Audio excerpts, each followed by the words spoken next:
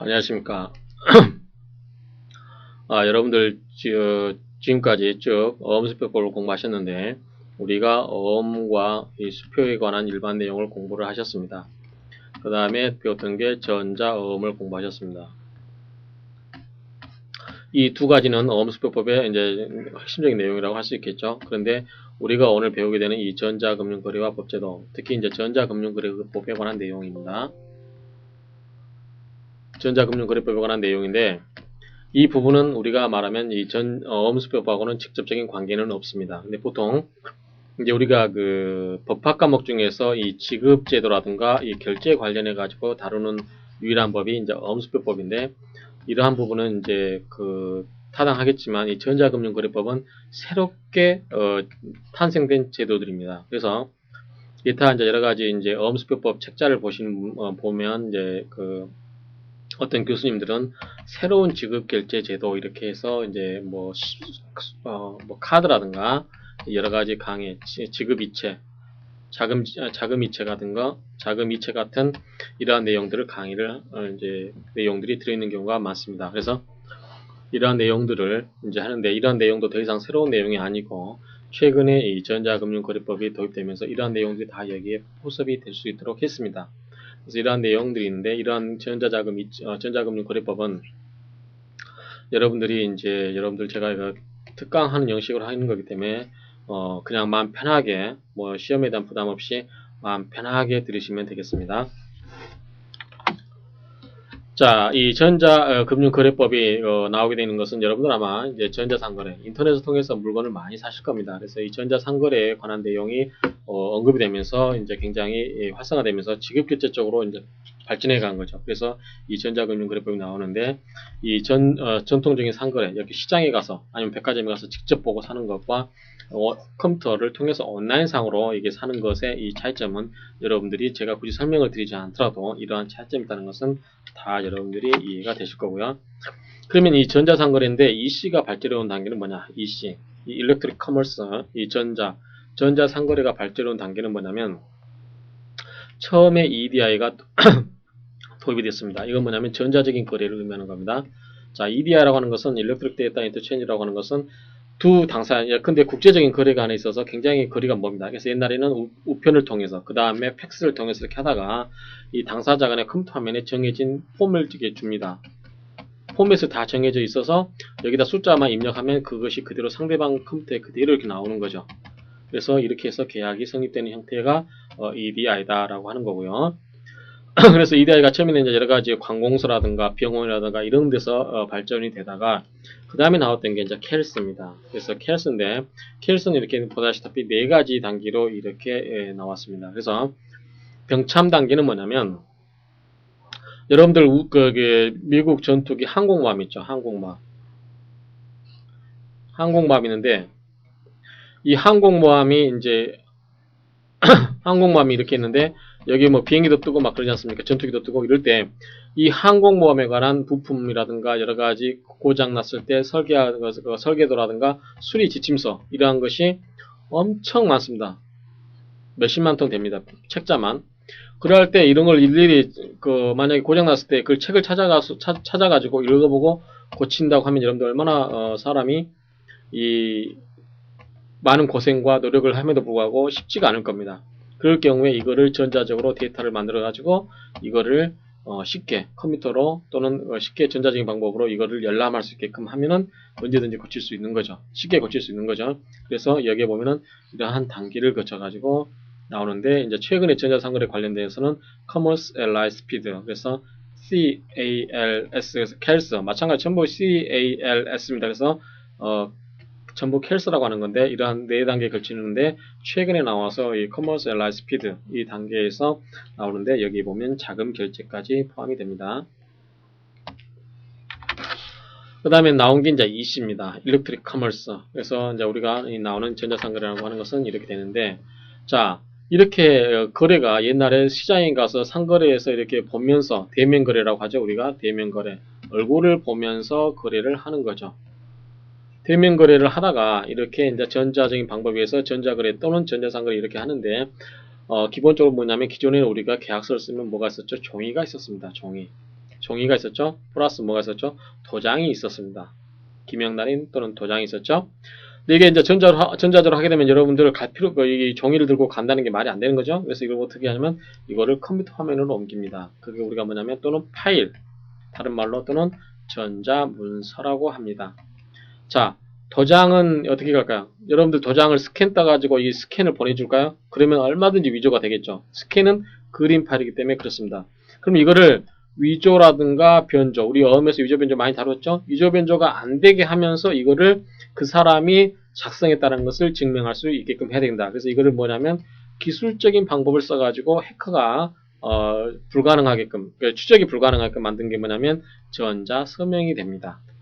그래서 이 전자문서와 전자서명을 있어야만 이 전자상거래를 할 수가 있는 거죠. 그렇죠? 그래서 이 전자문서와 전자서명에 관한 법적 효력을 인정을 받아야만 이 전자상거래도 유효한 거죠. 그래서 기존에는 이 전자문서가 문서와 동일한 효력이 인정되지 않았고, 전자서명도 기명날이라든가 우리 쉽게 말해서 도장과 법적 효력을 인정을 못 받았습니다. 그래서 이러한 것을 인정해주기 위해서 1997년도 7월 1일 날 이 법이 두 가지 법이, 그래서 전자거래 기본법과 전자서명법이 만들어져 가지고 이 법에 의해서 전자문서도 문서와 동일한 효력, 전자서명도 도장과 동일한 효력이 있다라고 법으로 인정을 해주고 있었습니다.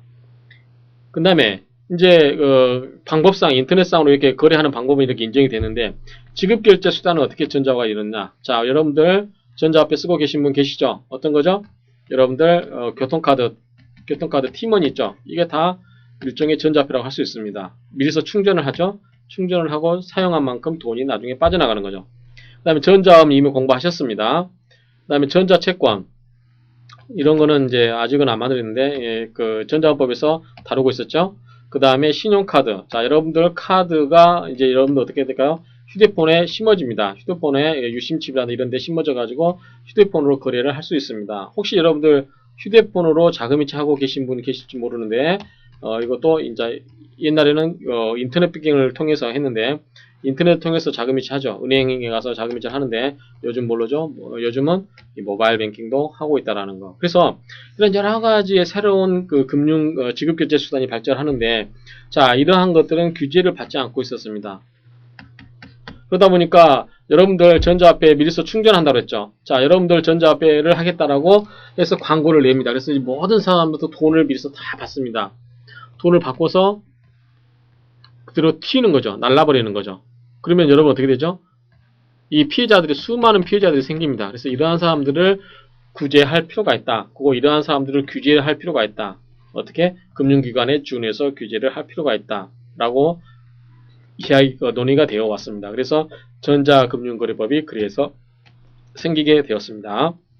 다음 투자증권의 전자화. 여러분들 우리 주식을 회사법에서 주식을 공부하신 분들은 알겠지만, 주식이 뭐예요? 종이죠, 종이. 종이에다가 하는 거죠. 근데 이거를 하지 않고 어떻게 한다? 전자적으로 등록증권에다가 이 전자증권을 발행해가지고 우리 전자어음법처럼 전자어음에서 보여드린 것처럼 이거를 주식을 그런 식으로 발행하게 되면 종이로 발행하지 않아도 된다라고 하는 점. 그 다음에 국제거래, 무역거래에 있어서도 이 서류와 EDR을 통해서 최근에는 이 본래로 전제식 선화증권으로 대체되고 있다라는 점. 그 다음에 이러한 여러 가지 이제 그 지급 수단이 전자화되면서 어떠한 수단들이 있는가. 그래서 전자화폐는 이제 좀 이따 설명드리고, 그다음에 선불 전자지급 수단도 전자화폐와 동일한 성격의 것이죠. 직불 전자지급 수단은 뭐죠? 여러분들 은행 계좌에 연결이 됩니다. 그래서 여러분들 은행 계좌에서 돈이 바로 빠져나가는 거죠.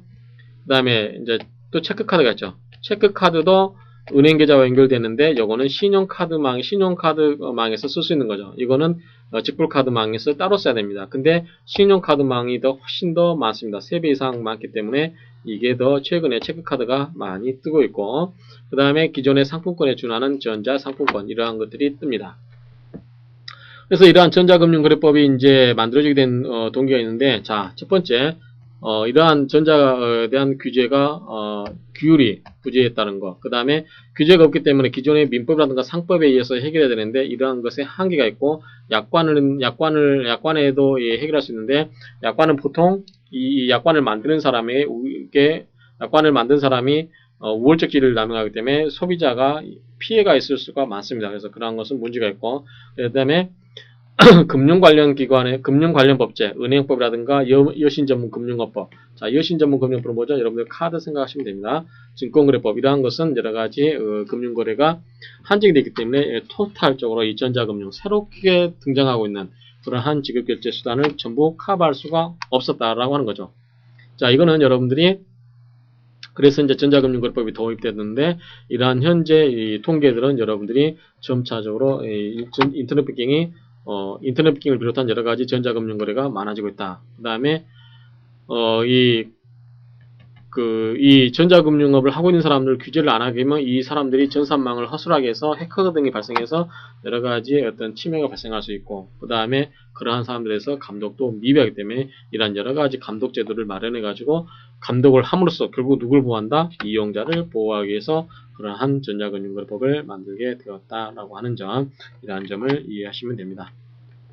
기타 여러 가지 이제 참고 내용은 여러분들을 이해하시면 됩니다. 그래서 아까 약관이 이제 부재했다는 것은 쭉 이렇게 설명을 드렸고, 약관에 관한 내용도 이제 약관에 했을 때 이러한 문제점이 있다라는 거 말씀드리고, 이제 약관에 관한 내용들이 어떤 거있는지 이렇게 있고, 법과 법률이 이렇게 있고, 그 다음에 약관에 관한 내용들은 쭉 이렇게 있습니다. 그래서 이런 여러분들이 하나하나 이용 약관을 전부 읽어보시지 않을 겁니다. 그래서 내용도 잘 숙지가 안 될 텐데, 그러한 메커니즘에서 이러한 것들이 있지만 이해가 안 되기 때문에 이용되는데 한계가 있기 때문에 전자금융거래법이 만들어졌다. 그러면 이 전자금융거래법이 어떻게 추진이 됐느냐, 그 경과를 설명하는데, 자, 이거는 이러이러한 절차로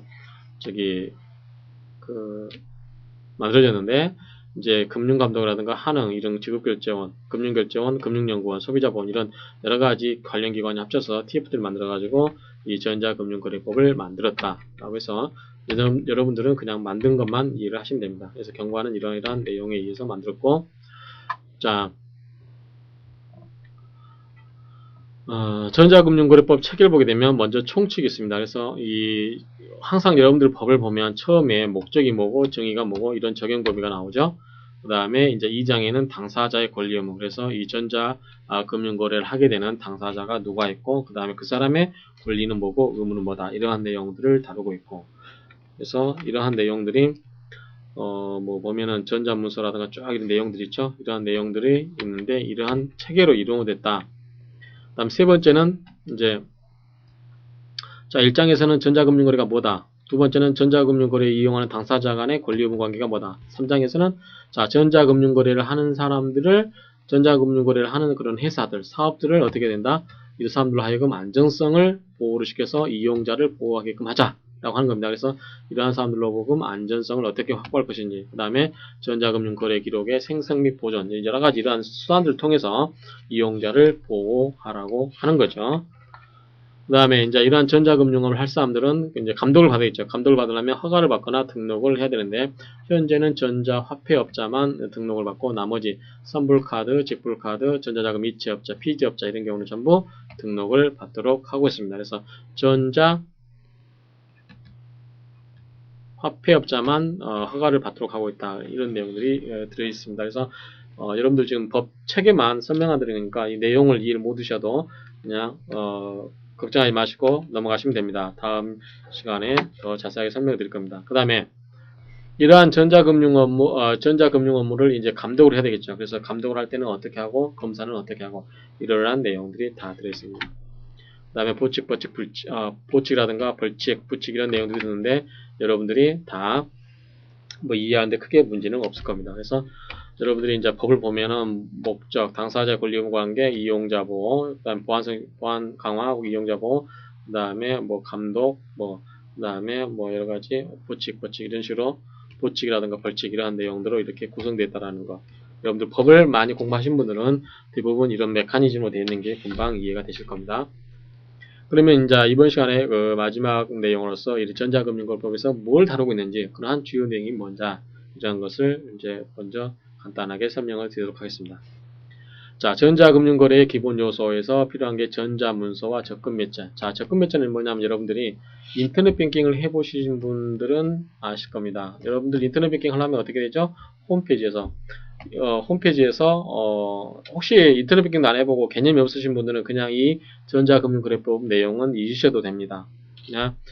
그냥 이런 새롭게 이렇게 바뀌고 있구나라는 점만 여러분들이 머릿속에 이해하시면 됩니다. 그래서 인터넷 뱅킹 하다 보면 여러분들 처음에 뭘 쓰죠? 공인인증서를 쓰죠. 그쵸? 공인인증서. 공인인증서는 뭐죠? 여러분들이 계좌에 접근하기 위한 접근 매체입니다. 그렇죠? 이 공인인증서가 여러분들을 접근 매체라는 거.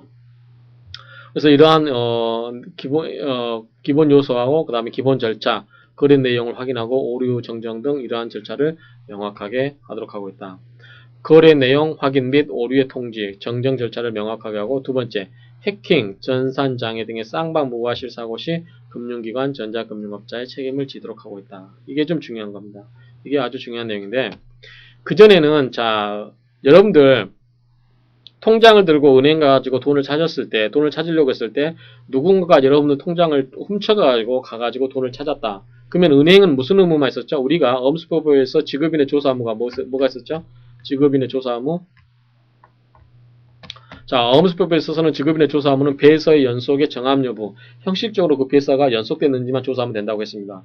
그러면 여러분들이 배우진 않았지만, 자, 은행법상 또는 은행 지급인의 이러한 그런 경우에 은행 여러분들이 장롱에 숨겨놓은 통장과 도장, 비밀번호 이걸 가지고 어떤 사람이 이렇게 가서 돈을 찾았다. 은행에서는 뭐냐면, 자, 이 통장에 적혀 있는 도장과 이 신청한 사람의 토장이 일치를 하면 됩니다. 그래서 이러한 경우에 지급해주게 되면 은행은 책임지지 않습니다. 근데 이 은행 돈을 도둑맞은 여러분은 굉장히 억울하겠죠. 그렇죠?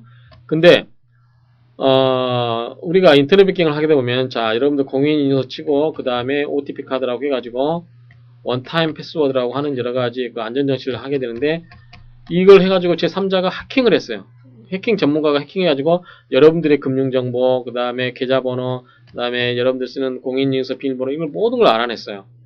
그래서, 이러한 경우에, 했는데, 여러분들이 이거를 이 사람들한테 알려준 게 아니고, 이거를 이 사람들이 만약에 해킹을 해가지고, 여러분들 돈을 빼나갔다. 그러면 여러분들이 책임을 안 집니다. 무슨 소리냐면 여러분들은 은행에 대해서 돈을 달라고 할 수 있는 거죠. 그러면 은행은 억울하죠. 그렇죠? 은행은 억울하기 때문에 은행은 어떻게 해야 됩니까? 그 인터넷망을 하는 것에 대해서 보안을 자기들이 책임지고 해야 됩니다. 그래서 여러분들이 혹시 인터넷 뱅킹 하신 분들은 아시겠지만 여러분 인터넷 뱅킹 접수하면 보안에 관한 내용이 접속이 많이 뜹니다. 프로그램들이. 그래서 프로그램이 처음에 설치도 많이 합니다. 그래서 여러분들 그 키보드 숫자 치지 않습니까? 그래서 키보드의 정보를 입력해 가지고 빼가는 사람도 있습니다. 그래서 그것도 키보드도 해킹이 안 되게끔 딱 프로그램이 설치됩니다. 인터넷 뱅킹 하시다 보면. 그래서 이러한 경우에 이 모든 수단을 금융기관이 이러한 프로그램을 설치를 해서 제3자가 해킹하지 못하도록 막고 있는 거죠. 왜냐하면 이러한 설비를 투자할 사람은 금융기관이 해야 되겠죠. 개인이 할 수 있겠습니까? 없습니다. 그래서 이러한 경우에 금융기관이 전자 인터넷 뱅킹 함으로써 사람 수에 대해서 월급을 안 줘도 되니까 사람 수를 줄임으로써 월급을 안 줘도 되기 때문에 그 이득을 보기 때문에 금융기관이 해라 라고 해서 이 전자금융거래법에서 가장 주된 내용은 뭐냐면 금융기관이 이용자가 이 사람이 자기의 인증서라든가 모든 비밀번호를 어떤 3자한테 알려줘가지고 그 사람이 들어와가지고 돈을 빼나갔다라는 것을 증명하지 못하면 그러한 경우에 해킹이라든가 전산장애 모든 경우에 금융기관이 책임을 져야 된다. 따라서 이용자는 어떻게 된다? 보호되고 있는 거죠.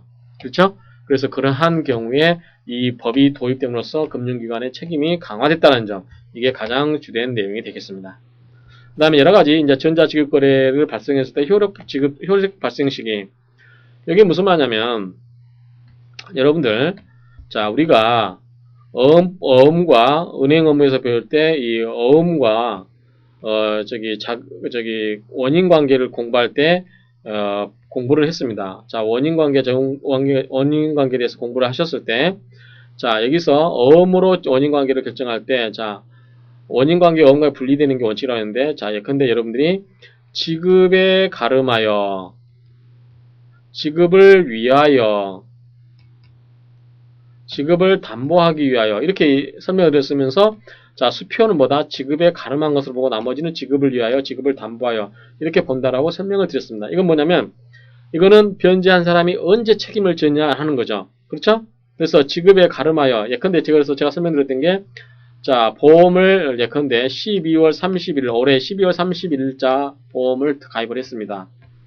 그런데 어음을 10월 30일이라고 하죠. 10월 30일 보험을 들고 보험료를 이때 수표로 주었습니다. 근데 화재가 문제냐면 11월 1일 날 발생을 했습니다. 그러면 보험회사는 돈을 지급을 해야 될까요? 이때는 수표는 뭐다? 지급에 가름한 걸로 보기 때문에 수표는 뭐가 같다? 현금과 같다. 따라서 이거는 지급한 게 되기 때문에 보험회사가 돈을 내야 된다라는 겁니다. 보험금을 지급을 해줘야 되는 거죠. 그렇죠? 왜냐하면 보험회사는 처음 1회 보험료를 납입받은 때로부터 책임이 발생하기 때문에 이때는 수표로 지급했을 때, 즉 지급에 가름하는 걸로 보기 때문에 이런 것은 자기에게 책임이 있다라고 생각이 되는 거죠. 그렇죠? 근데 지급을 위하여 어음으로 받았어요. 보험회사가. 그러면 이 어음은 만기에 90일 정도 있다가 만기라고 90일이라고 하면 이때 뒤에 가서 어음 금액이 지급될지 안 될지 모르잖아요. 그렇죠? 그렇기 때문에 이거는 책임이 이런 경우는 돈을 받았다고 할 수가 없는 거죠. 그래서 1회 보험료를 받은 게 아니기 때문에 이 다음 당일날 화재가 났을 때 보험회사는 보험금을 지급을 거절할 겁니다. 그렇죠? 이건 뭐냐면 전부 이거 뭐냐면 언제 지급을 했을 때 그게 언제 효력을 발생하느냐에 따라서 책임을 누가 지느냐, 즉 위험 부담을 누가 하느냐로 귀착이 되는 겁니다. 마찬가지로 그래서 이 전자지급거래와 관련해서 효력 발생 시기를 명확하게 규정함으로써 이용자가 리스크를 부담할 건지 아니면 업자가 부담을 할 것인지에 관한 내용을 명확하게 했다는 점이 또 다른 특징이라고 할 수 있겠죠. 그 다음에 전자금융거래 안정성 확보는 말씀을 드렸고요. 그 다음에 전자금융업자라든가 이 금융기관에게 이러한 안정성 확보를 하게 했다는 거. 그래서 여러분들이 공인인증서라든가 이런 걸 할 때 이 금융 사이트에 접속하면 굉장히 보안이 잘 되어 있습니다. 왜 그런 거 아니? 그렇지 않으면 이용자 보호에 대해서 위반한 경우는 금융기관이 책임을 져야 하기 때문에 그렇습니다. 그 다음에 금융거래 이용자 관련해 가지고 약관이라든가 여러 가지 설명 의무를 받도록 하고 그 다음에 분쟁 처리에 관한 절차를 마련하도록 함으로써 이 전자금융거래 이용자를 보호가 이루어지고 있도록 하고 있다는 거. 두 번째, 자 여러분들 통신회사 여러분들이 이제 물건을 하나 삽니다. 인터넷 사이트에 접속해 가지고 물건을 샀어요. 물건을 사는데 이제 물건값이 3만원입니다. 3만원인데 이 3만원짜리를 결제하면서 신용카드로 결제하기를 찜찜해 하시는 분이 있습니다. 왜? 인터넷에서 여러분들 신용정보, 신용카드 번호, 그 다음에 만기일자 이런 거 다 쓰지 않습니까? 그러다 보면 이게 정보가 해킹이 되면 정보가 어떻게 될까요? 누설이 되면 제3자가 해킹을 해가지고 이 카드 번호랑 카드 비밀번호 이런 거 전부 알아가지고 이 사람이 제3자 다른 사이트에 가서 쇼핑을 해버리게 되면 그 책임은 누가 된다? 여러분이 부담을 하게 됩니다. 그렇죠? 그래서 이런 게 있는데 이렇게 이제 옛날에는 우리가 그 은행에 가서 돈을 입금하고 그런 거 전부 뭐냐면 은행 가서 했습니다. 은행 가서 즉 다른 말로 금융기관에 가서 했습니다. 근데 현재는 금융기관에 가지 않고 이러한 것은 이제 뭐냐면 3만원 이렇게 할 때는 여러분들이 모바일 휴대폰으로 결제를 할 수도 있죠. 그래서 사이트에 접속하면 자 당신의 휴대폰 번호를 입력을 하세요. 딱 합니다. 그러면 여러분들이 휴대폰 번호하고 쓰면 인증번호가 딱 휴대폰으로 날라오죠. 그러면 그거를 인증번호를 컴퓨터에다가 그대로 치게 되면 여러분 나중에 휴대폰 요금과 합산돼 가지고 그 요금이 날라옵니다. 그렇죠? 그래서 그 요금이 날라오기 때문에 이런 경우에 통신업자와 관련돼서 피지업자라고 하는 건데 나중에 배우겠지만 이 피지업자가 이러한 사람들에 의해서 요금을 과금하게 됩니다. 그래서 이러한 사람들에 대해서 이러한 업자들, 비금융기관이라든가 통신회사 이러한 비금융기관에 대해서 이러한 사람을 감독을 받게 하자. 그래서 그러한 사람들을 규제를 받게 함으로써 이용자를 보호하도록 하고 그러한 전자금융업자의 건전성 확보를 위해서 감독이라든가 검사제도 이러한 것을 도입하자라는 취지로 전자금융거래법이 도입됐다는 거. 그래서 이 종합적으로 요약하게 되면 새로운 지급수단, 전자상거래도 이런 게 발전하면서 지급결제 분야에 있어서도 새로운 지급결제 예컨대 여러분들이 공인인증서에 의한 이 자금이체와 마찬가지로 이러한 새로운 제도들이 생기면서 그러한 제도들을 여러 가지 규율함으로써 그러한 업자를 규율함으로써 이용자를 보호하고 그 다음에 금융기관 아닌 사람들도 감독이라든가 검사를 받게끔 하기 위해서 전자금융거래법이 도입이 됐다라는 점만 이해를 하시면 되겠습니다. 그래서 이상으로서 이 전자금융거래법의 도입 부분에 해당되는 내용을 간략하게 말씀을 드렸습니다. 수고하셨습니다.